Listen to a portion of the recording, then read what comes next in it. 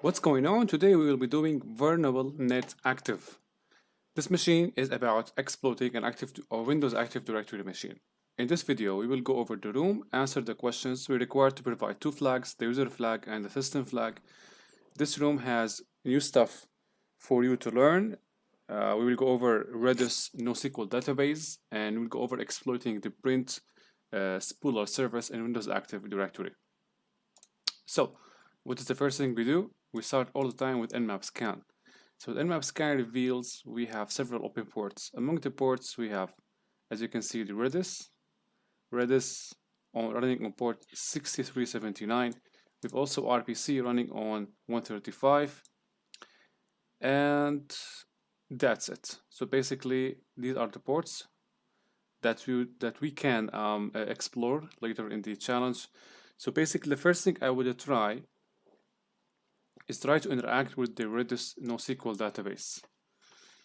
So for that, you may need to install the Redis CLI. To do that, you can issue the following command: sudo apt-get install Redis CLI. Only Redis, right? So do that in order to install the CLI, so you can interact with the server running on the target. So once you do that, you will have to start interacting with the target. So basically, I have on my notes, so if I go to, all right, so information gathering, okay, database exploitations. So, not this one.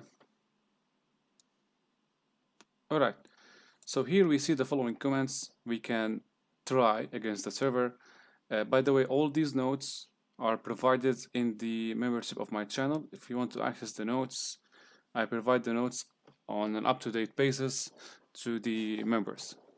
So let's start first connecting to the target. So grab the first command and issue Redis CLI -h and provide the target IP address. In my case, I added the target IP address to the host file. So I have to type only active.thm. So once we are connected, we can start enumerating the database. So basically, first we can retrieve user information.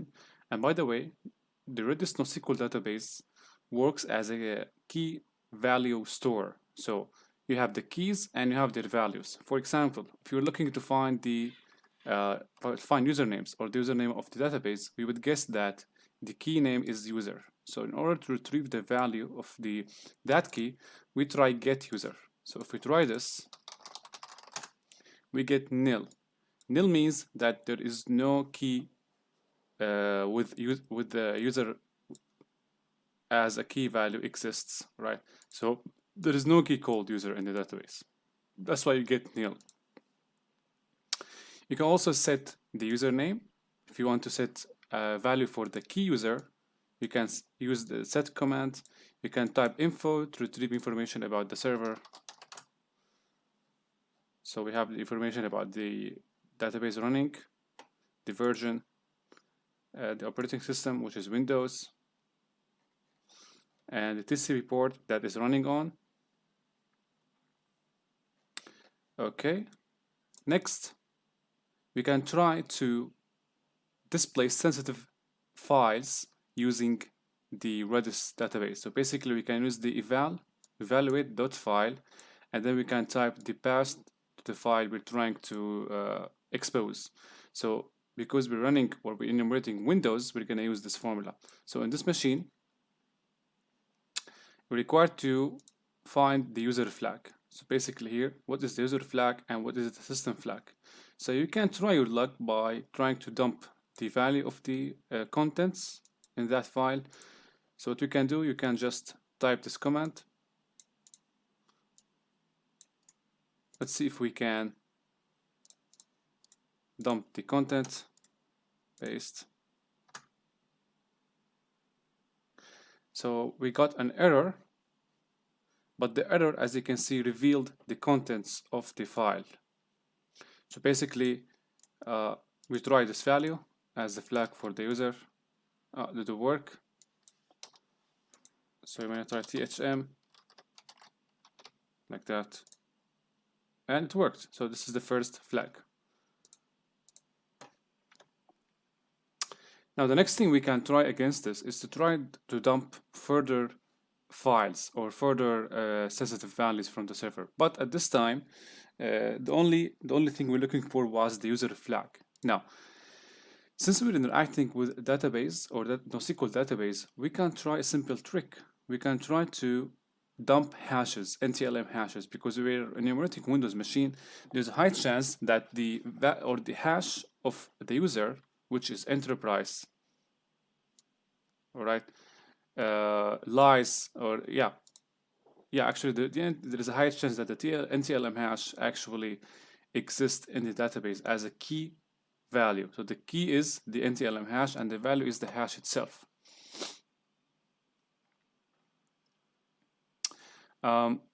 So basically, you may ask me, how do I find that there is a username called enterprise security, right?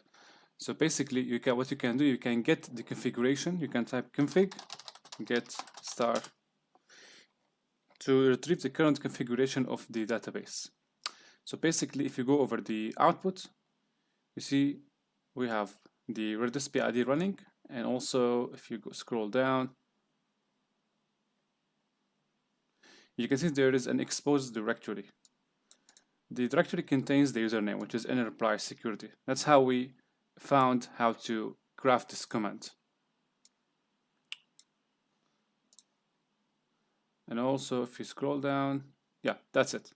So in order to find out the NTLM hash of that user, we can try our luck by sending a connection from the database to our machine. So in order to do that, we can use responder. So cd responder or cd back, cd responder. And now we can start the listener and connect from the database to my machine. So we type sudo responder. It's there actually. TUN0 is the interface of TryHackMe for my machine. And now it's listening. In order to connect, we will use the same logic here. So .file, evaluate .file, and instead of navigating to a local file on the machine, we will put our IP address. So let's try it. Take this.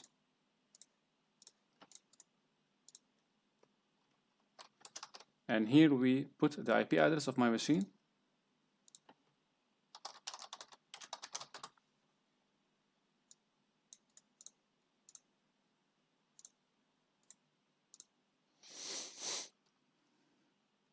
Before that, put one code. Type something like, or you don't need to type anything, just type end the single quote and then type 0.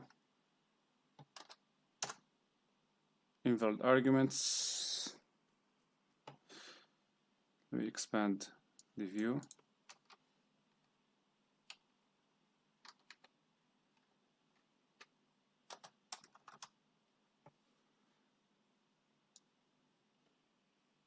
Evaluate do file. So we need to put a simple space like that. No such file or directory on my machine. All right, let's try specifying something like S. I guess we need to share some. We need to create some directory and share it. Let me open a new window.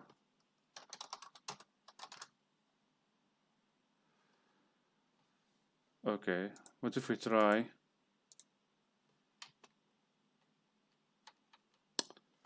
I hate this.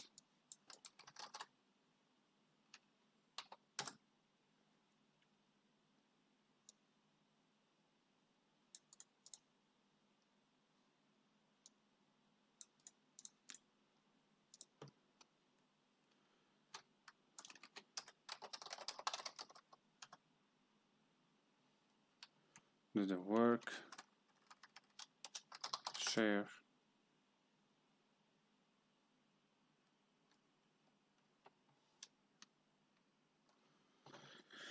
What about, I think I have put extra forward slash.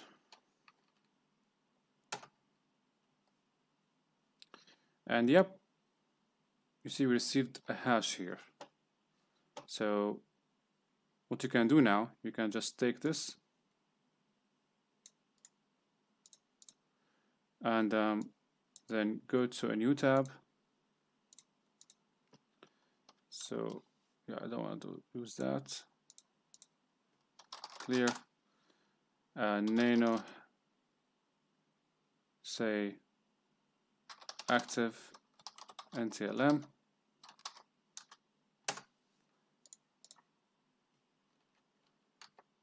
So this is the hash, right? Now use hashcat to crack this hash and find the password, which will be used for your first foothold. Hashcat. That's right. Instead, we will modify the file name here. Active NTLM. ROQ, that's fine. Remove the show and start.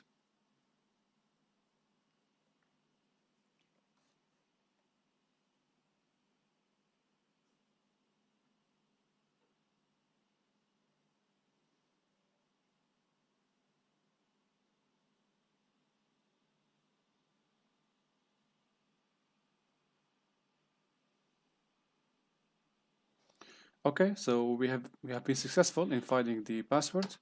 Let's type --show, and the password is sand 087, etc. So what can we do with this password? So if you get back to the Nmap Scan, which most probably have been skipped, I guess. Yeah. So we can now start interacting with the server, the SMB client, right? So from here, we can start interacting with SMB client because we have a username and have a password. So let's type SMB client -l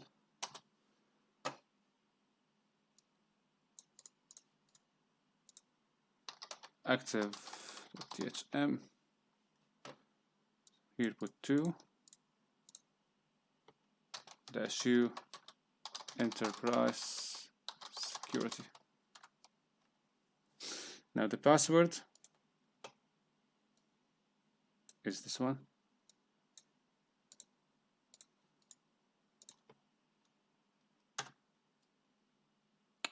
And we are able to retrieve the contents. So we have admin, C, enterprise share, C, SMB1 disabled. Yeah, so what we can do now, we can specify the share name we would like to have access to.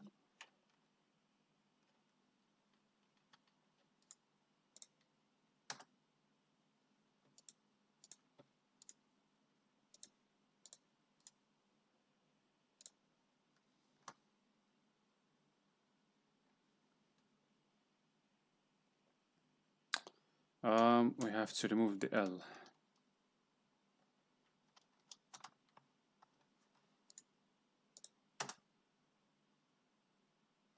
So ls. So we have a partial script. Purge irrelevant data 1826. What we can do here, we can just take a look, sneak around the contents of the PowerShell and try to modify the PowerShell script, see if we can get some sort of shell, right? So let's retrieve that shell. Let's retrieve that script first.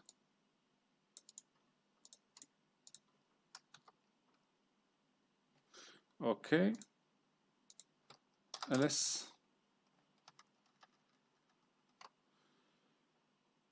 nano purge. So rm-force c users public documents -error action silently continue. So it is removing the contents of the documents folder.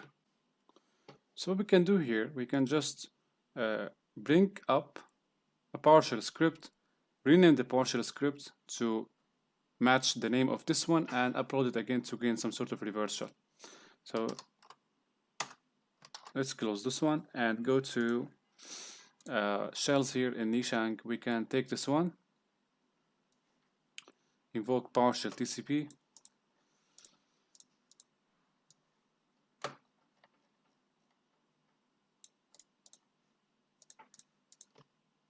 say PowerShell.ps1. At the very bottom, we can add one liner. We can add invoke PowerShell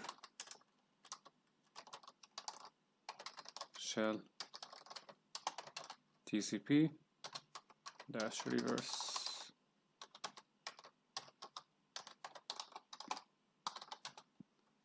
Put my IP address.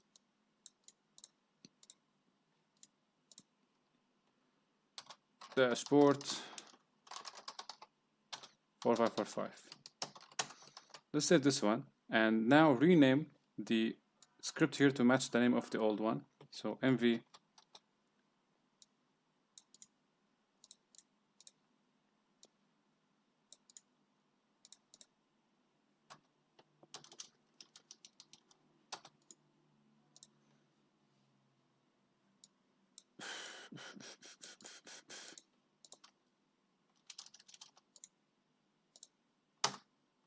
Alright, now let's fire up a listener and see that LVP 4545 and upload the new script to overwrite the original one.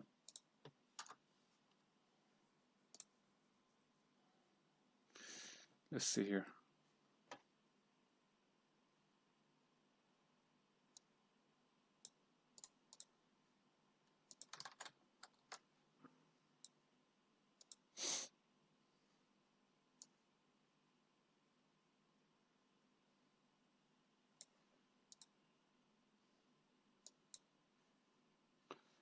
Yep, seems like we got no hit. Let's examine the script. Yeah, I think we got. Yep. So we received now the connection, just waiting for the shell to appear. Alright, so now we get the first shell or foothold on the machine as the user enterprise security. You can just type who am I,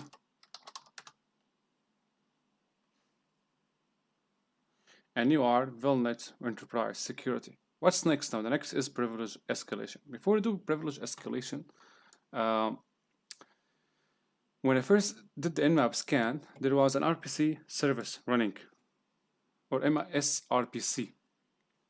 So basically, it was running on port 135. So if I brought up a new terminal here, ls cd to, well, let's go back,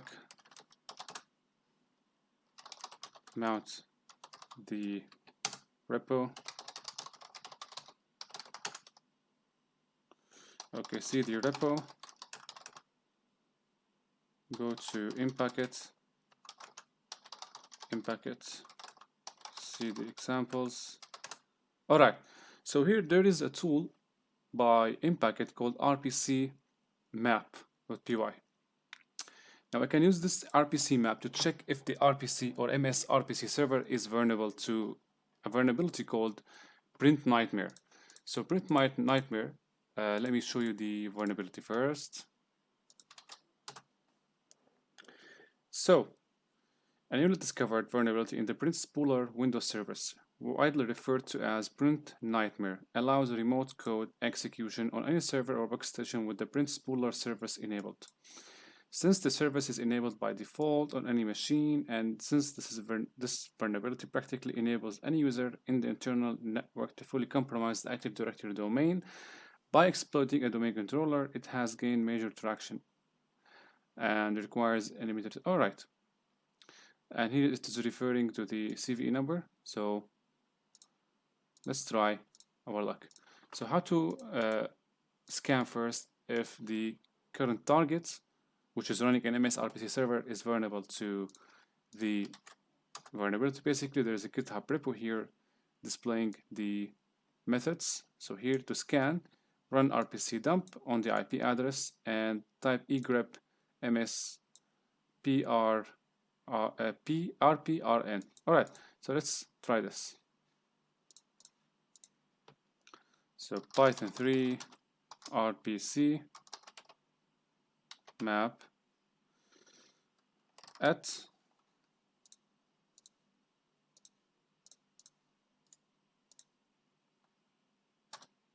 and then egrep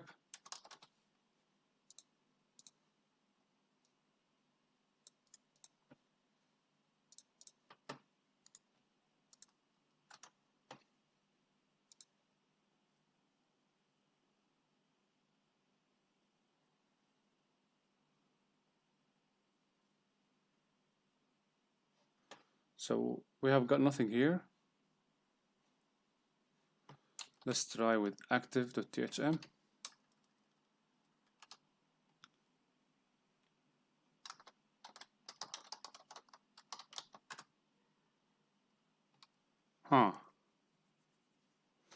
Let's check out the repo. So if it is vulnerable, it will display this output. But there is some reason of why we are not able to get this output.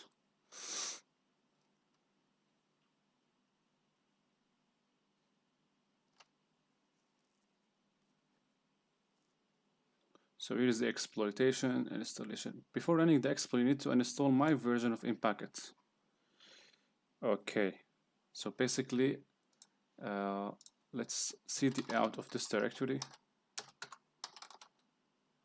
cd to desktop.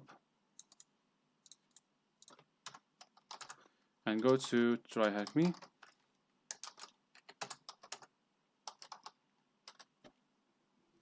So the Impacket version of the exploit, I have just downloaded that. It's in here, Impacket. See the examples. So Python 3 RPC map. Try now. No more than Impacket examples utilities. All right. So let me run a virtual environment. When I run the virtual environment, I will be able to play with the Impacket however I want. So,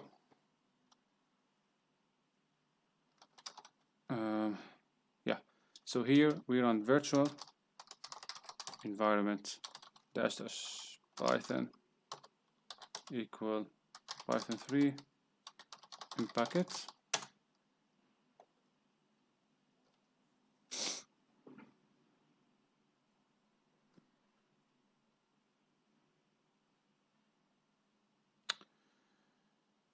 The destination is not writable. Well, let's try sudo.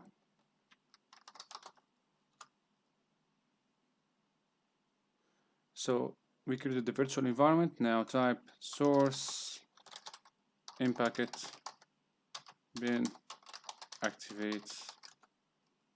So do you have RPC dump here? RPC map, RPC dump. So Python 3 RPC dump.py at active.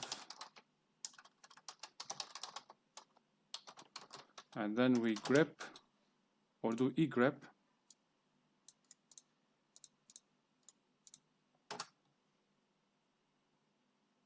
So indeed we get the same output, which means the target is vulnerable. Print system remote protocol, print system asynchronous protocol. So let's get back now to our foothold. And now we know that the target is actually vulnerable to the PrintNightMare. So what we can do here, we can just follow along the exploitation process in this repo here. Impacket implementation of the PrintNightMare POC originally created, tested on fully patched 2019 domain controller. Execute malicious DLLs remote or locally. So we have to create a malicious DLL first. And after we create the malicious DLL, we can issue this command. So let's clone this repo to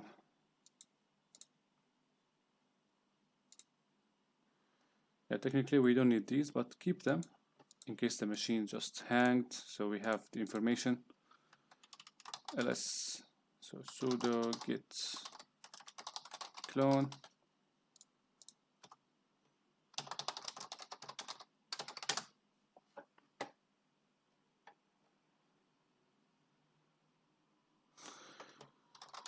All right, now let's create a malicious DLL. So sudo msf venom -p, just change on the current one, Windows x64. Let's make it interpreter, more stable.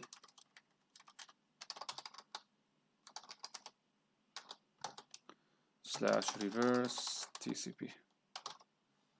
lhost is my IP address, it's the same.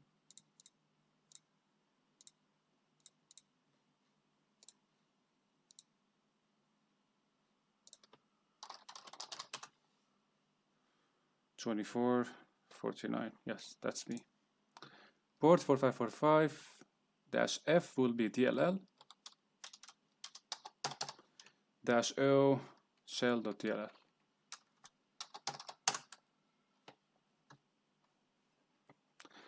In a separate window or in another window here, let's run msf console to start the listener.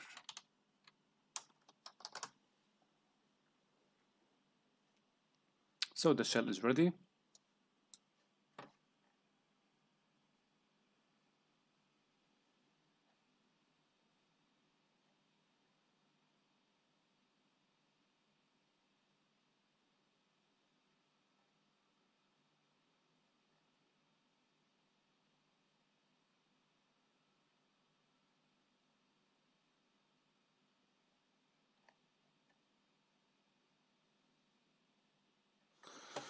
Okay, use multi-handler, set payload, make sure it is the same,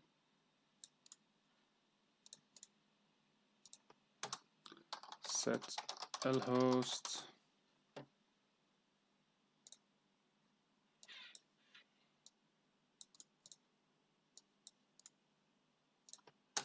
set lport.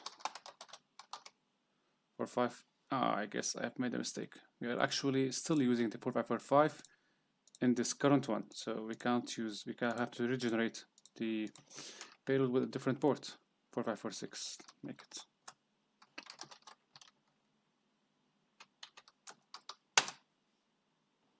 What's happening? Okay. And here 4546, run. Okay, the shell is ready. Now the next step is to transfer the shell to the machine.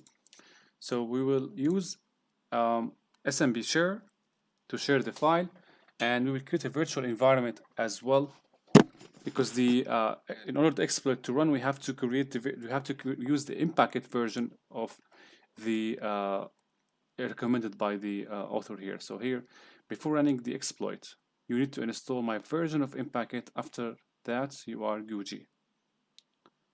So this is the version of in-packet. Make sure to clone it.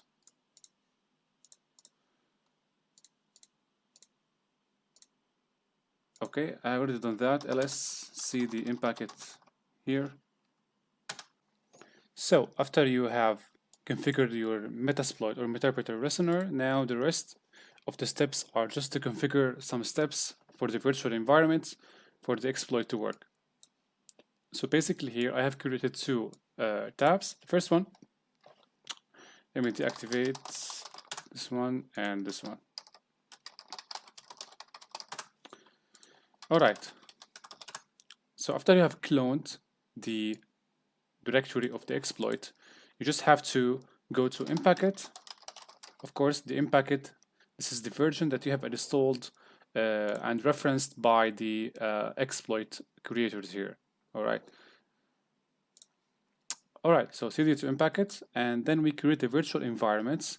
The purpose of the virtual environment is to not let the current configurations and the installations that we will initiate affect our version of Impacket that is installed on my system. So virtual environment, and here I put Python 3, and here Impacket is the name of the directory where the virtual environment will be set. Enter. After that, we activate the virtual environment source Impacket bin activate. Right. Now here I have activated the virtual environment. Again, you have to, at the same tab or the same directory, you have to create another virtual environment.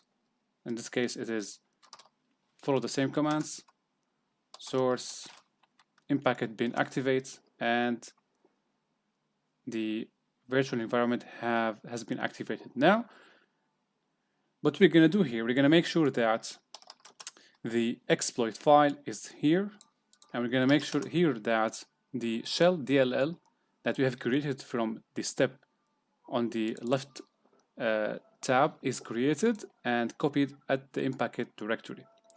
Now we have to make sure that SMB server file does exist here. So on the left or on the most right, we will create the SMB server that will host the shell.dll. So basically sudo SMB server, here is the name of the share, and here is pwd means present working directory. It means that the shell DLL will be hosted at the present working directory, which is Impacket. SMB2 support version 2 of the SMB. Enter. Now your SMB server is running. All you have to do is to connect to that server and retrieve the shell.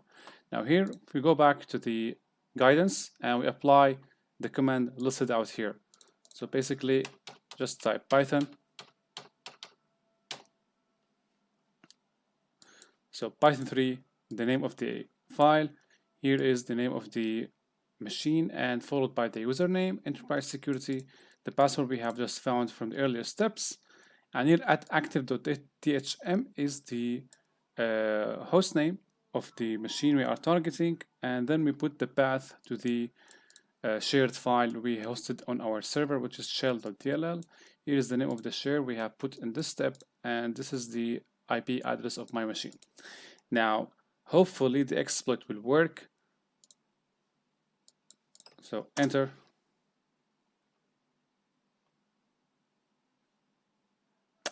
Now we got an error. It's saying that the system cannot find the file specified, which is a weird error actually, because the file is actually here and it is waiting the connection on that share.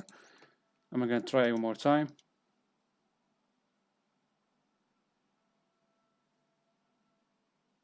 Again, we get the system cannot find the file specified. For some reason, it is not working on my machine. After you go through the step, you will receive directly the reverse shell or the Meterpreter reverse shell here, and it will be under the net authority system.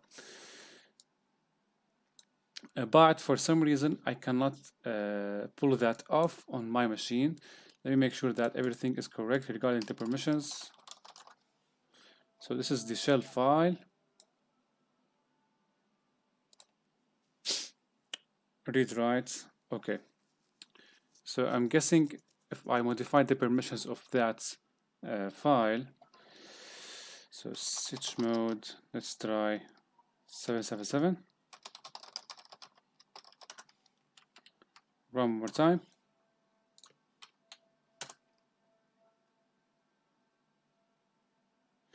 I'm getting the same error. The system cannot find the file specified. Let me revisit the command one more time. Share is the name of the share, that's right, and here is shell.dll. Apparently there is no typo in the name of the shell. Yep, so it's not working. There must be something with the exploit itself. Now, an alternative method to the first method of the work is to use Bloodhound. So go back to the first foothold you have gained on the machine after you have changed the PowerShell and uploaded your new PowerShell script to the SMB share, log in or receive the reverse shell back to your machine.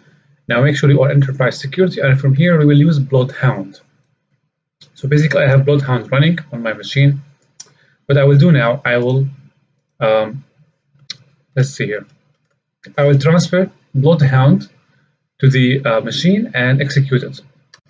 So go to home, ls cd repo, cd tools,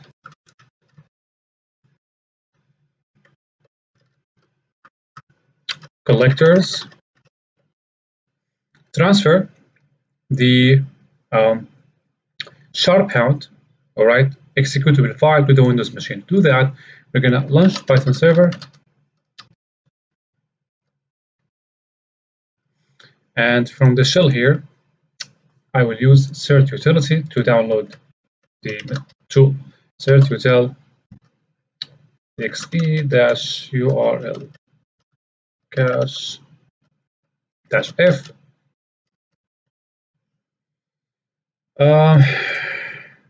Yep, you guessed that right. I'm gonna find my IP address.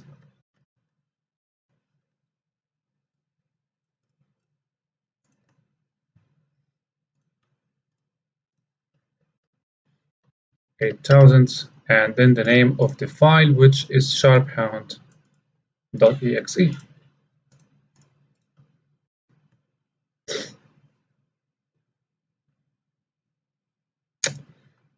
The string is missing the terminator. Oh, yes, ouch. So I forgot the double quotes.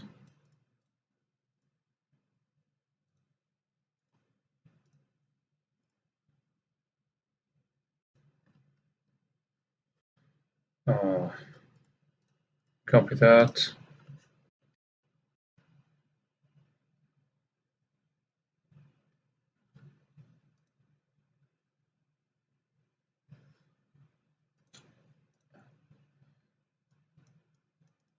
Oh, I guess we forgot the to name the tool.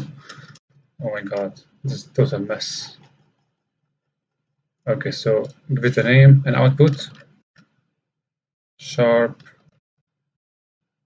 hound.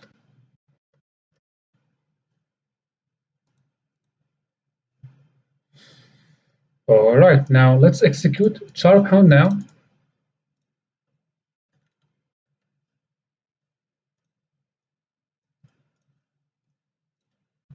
Sharp hound. Sharp hound will produce a zip file. We will transfer the zip file to our machine. The zip file contains a graphical representation of the Active Directory environment. So this is the file. Now what I'm going to do now, I'm going to transfer the zip file to the SMB server of the target machine so I can download it easily. So basically, I will use PowerShell, copy, and then I'm going to navigate to the C directory where there is enterprise security, enterprise share, not security actually. So I'm going to rewrite this. Enterprise share, the name of the share. And make sure it's capitalized, right? So capitalized share.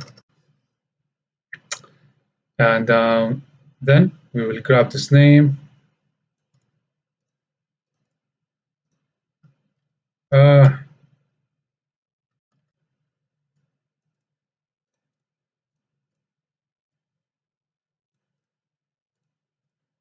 So once this is successful, I'm going to be able to download the zip file to my machine.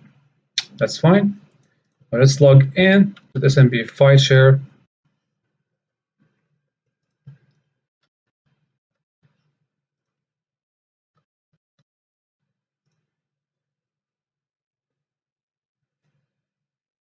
Okay, so it's here.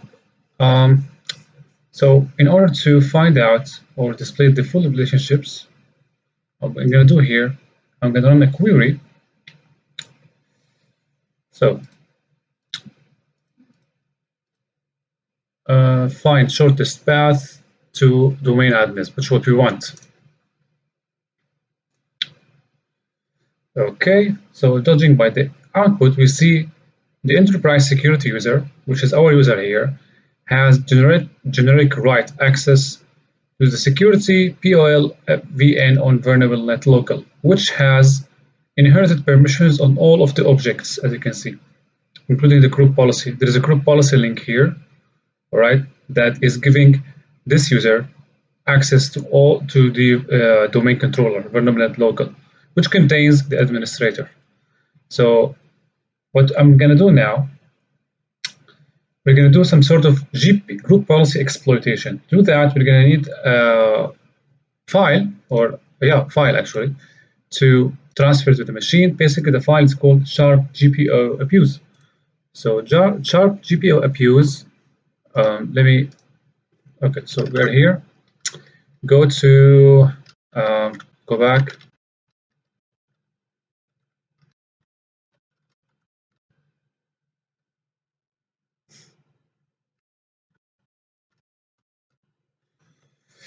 Sudo git clone. No.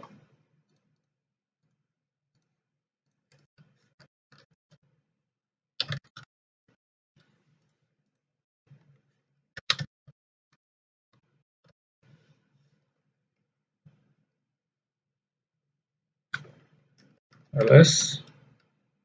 We're going to have to remove the old one.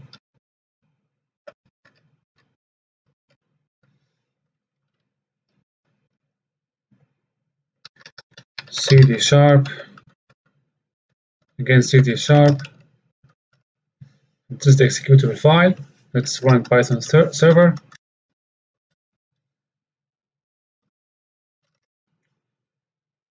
Already in use by this one. Back to the shell. So here, this is the command. Let's at least copy some parts. I guess we can retrieve all these parts.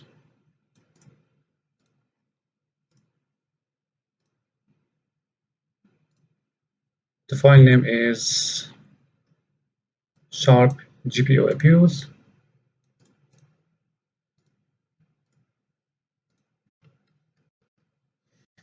Again, the name of the file, and download.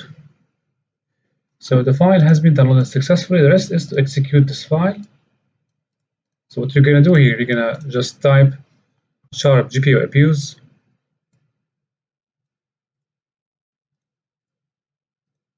And then I'm going to type add computer task. So here we will add a scheduled task. All right, let's go through that. So basically dash dash or dash dash task name. Name it whatever you want. Say exploit, or exploit is kind of fishy name, so we don't go with exploit. Let's name it help, and dash dash author will be VulnNet,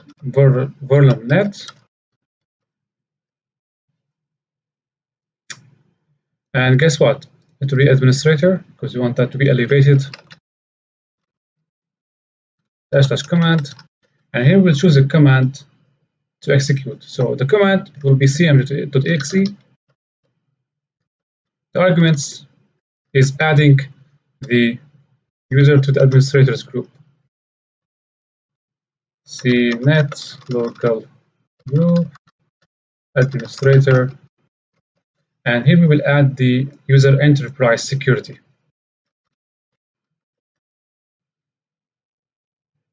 Slash add dash dash GPO name.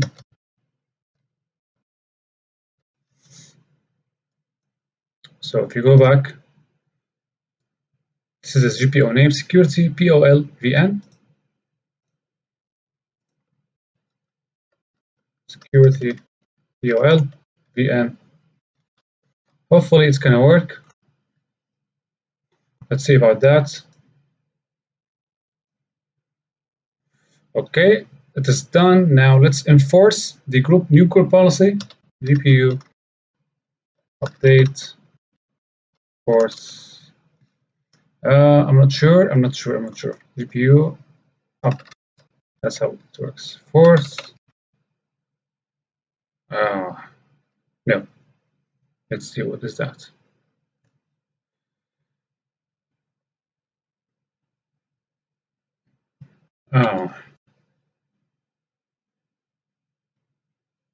CPU force.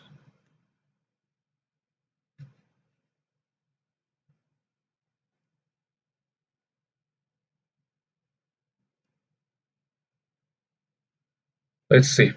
All right, now to examine whether the task was successfully executed, we're going to examine the permissions that we have got.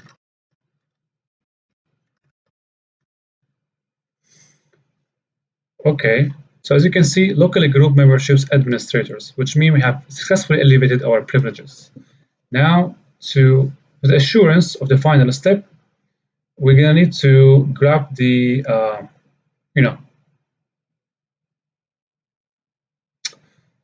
the flag. So basically, cd back, dir, cd administrator, ls, dir, sorry. Permission denied. Fine.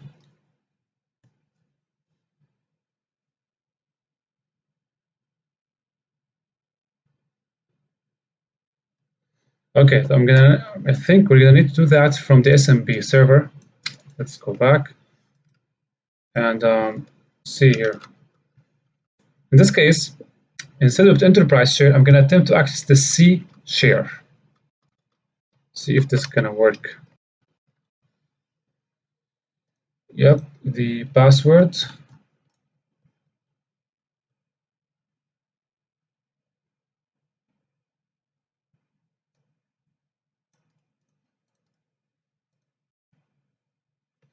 ls. Okay. Let's go to users, ls, cd administrator, ls.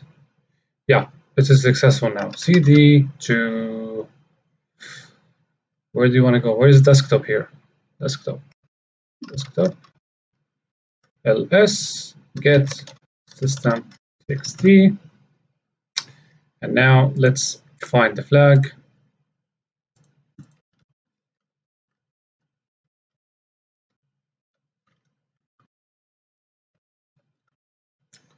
Cat system, and this is your final flag. So the Bloodhound way it worked for me, but the previous step or the previous method didn't work. So that's the machine. See you in the next video.